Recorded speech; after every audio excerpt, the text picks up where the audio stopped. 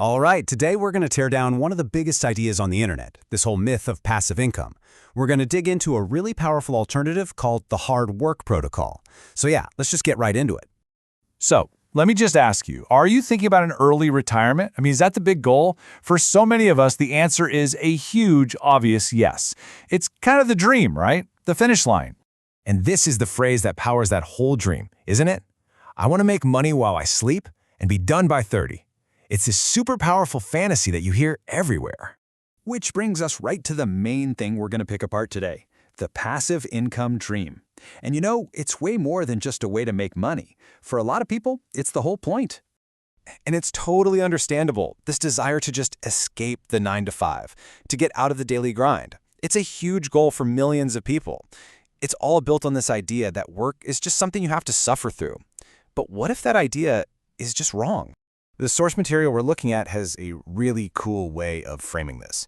It uses a software metaphor. It calls this deep desire to escape work a bug in our mental operating system. And here it is, the bug, spelled out. It's the belief that the end goal, the whole point of everything, is to just stop working completely. See, the problem isn't making money. It's the assumption that being wealthy means you stop all effort.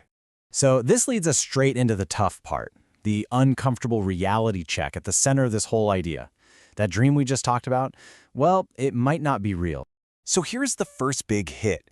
According to the source, passive income isn't actually a real thing for the people who are wildly successful. It's a marketing term, a really, really well-designed phrase meant to sell you an idea. And who is it sold to? The source is pretty blunt about this. It's marketed to people who are looking for a way out, a way to avoid the hard work. It taps right into that very human desire for an easy path. And this is where it all falls apart.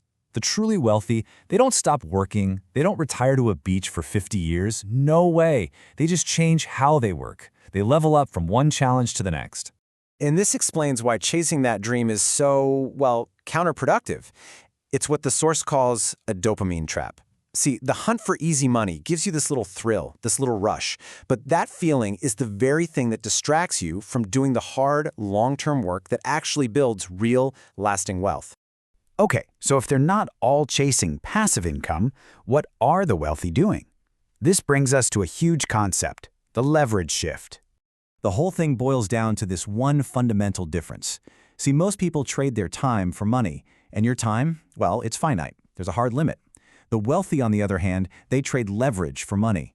And leverage, that's things like capital, code, media, managing a team. That stuff can be scaled almost infinitely. Understanding this shift is everything. So, we've identified the bug in our thinking. So, how do we fix it? The source says we need to install a patch in our mental software. And let's be totally clear, this patch isn't another get-rich-quick trick. It's not a shortcut. It is a deep, fundamental reprogramming of how you think about work, about value, and about effort. It's a brand new protocol. So here's how you do it. 3 basic steps. First, you have to consciously stop. Stop hunting for shortcuts. Second, you begin that process of actually reprogramming your mind to see work in a new light. And third, and I know this is the one that sounds crazy, you have to actively learn to crave the hard stuff, the high-friction work. That last point probably has you thinking, wait, what? Why on earth would anyone crave difficult work? That seems to go against everything we're ever told about being efficient and making things easy. But here's the strategic genius behind it. High-friction work, the really hard stuff, by its very nature creates a huge barrier to entry. Most people just give up. And that difficulty, that becomes your defense. It's like a moat around your business, protecting your value and your profits from all the competitors who are still out there looking for the easy way in. And that's it. That's the core command of this new protocol. The main takeaway is this: stop looking for work you can just put up with. Instead, literally reprogram your brain's reward system to get a huge sense of satisfaction from tackling the things that make other people quit. Because that's where the real value is.